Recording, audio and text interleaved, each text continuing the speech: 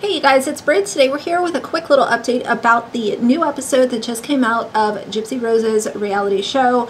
It was a bombshell. There was a lot that happened and I wanted to share my key takeaways so that we can have a conversation. If you're interested, please keep watching.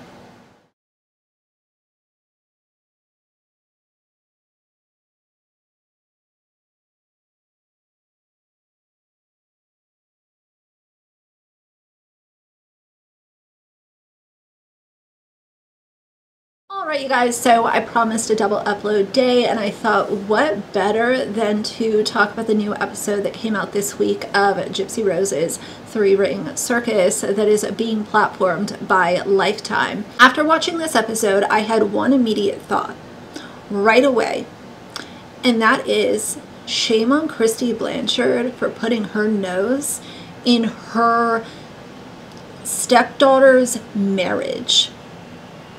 I realize that there are points in time where, you know, parents and family maybe get involved in a marriage because they have to, because it might be a really dangerous situation, or, you know, there's children involved that are at risk and family kind of, you know, has to rally and help protect the situation or the people involved. But for Kristy Blanchard to specifically keep a line of communication open with Ken while Gypsy was newly released from prison, trying to figure out the real world, trying to navigate a marriage, Kristy purposefully left that line of communication open with Ken.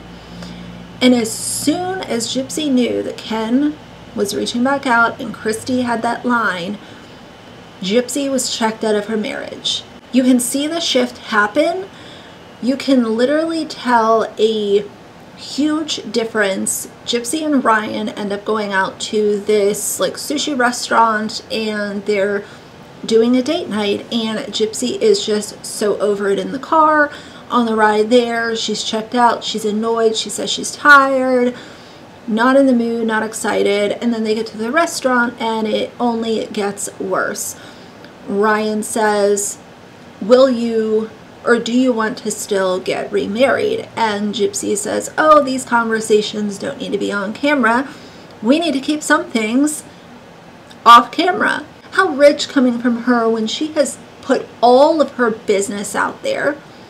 She didn't like when it was her turn to answer a question that she knew the answer was no. I will link these clips below in case y'all want to watch this episode and you don't have Lifetime, that's fine, check the description box. But the other really big thing that happened, aside from just the sheer awkwardness and the toxicity of Kristy Blanchard doing dirty work with Ken to basically brainwash Gypsy into checking out of her marriage.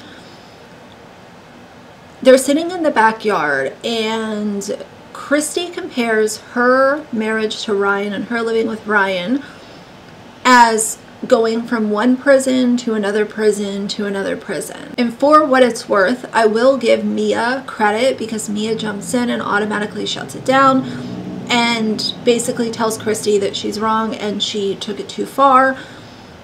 But then the conversation keeps going. The entire time that I was watching this, I kept thinking, shame on Kristy, shame on Kristy, shame on Kristy.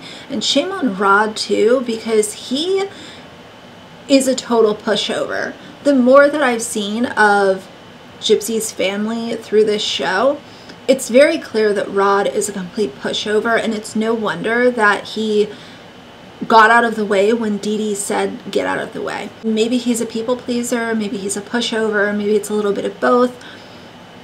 But I cannot, and I would not be able to sleep at night knowing that I was actively involved in redirecting someone away from their marriage into a prior relationship that really had no value.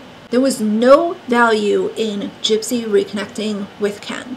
When Gypsy and Ryan are in the car coming back from their date that was just very awkward, Gypsy makes it clear that, you know, she's checked out of the marriage, Ryan suggests, let's go to counseling. Let's, you know, try to work through our problems. In my opinion, if Ken wasn't sitting on the other side of the fence to jump right into this relationship with Gypsy, which is exactly what happened, I don't believe that Gypsy would have checked out of her marriage.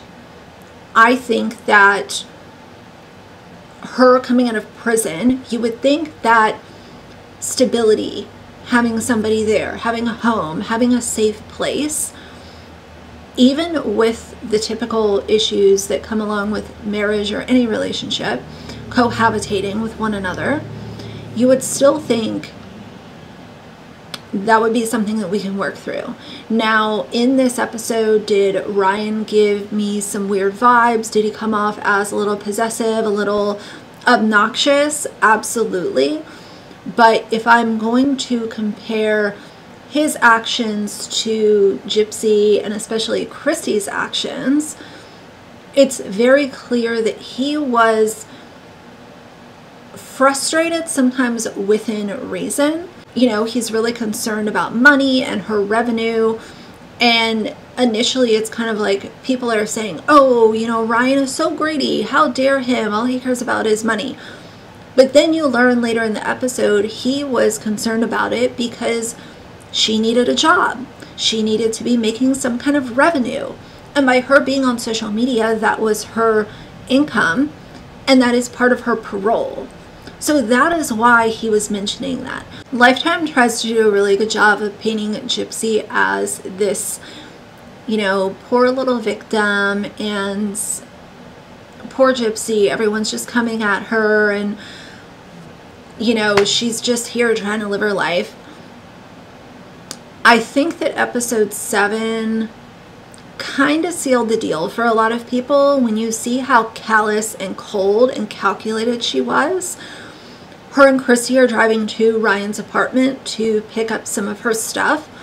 Kristy says a prayer in the car as if she's being rescued from somebody who was literally assaulting her every day. Like, that's not what was happening.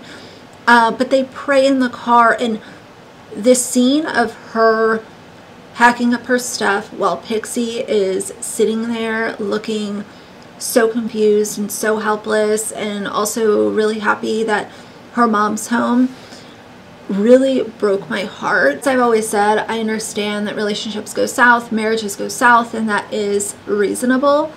But seeing the dog really sent me over the edge, and especially knowing that it was like, it's very clear to a lot of us that Gypsy is leaving because she had Ken.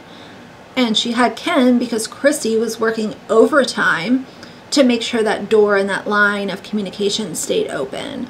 It's not, oh, well, they just grew apart. Oh, they were having issues. Gypsy manipulated the situation. Kristy manipulated situations, brainwashed Gypsy. And as soon as she knew she had that ticket to go reconnect with Ken, she was checked out. As I've said in other videos, I have my issues with Ryan. He said some things and done some things that I disagree with. I think they're weird, awkward, whatever. But overall, sometimes I can understand his frustration. He built his life around Gypsy. He married her, stayed with her for a long time, and even if, you know, she's obviously not someone that I would ever want to marry or have in my home, he did that. And then it all just disintegrated, and to know that Kristy was working so hard to redirect Gypsy is frustrating.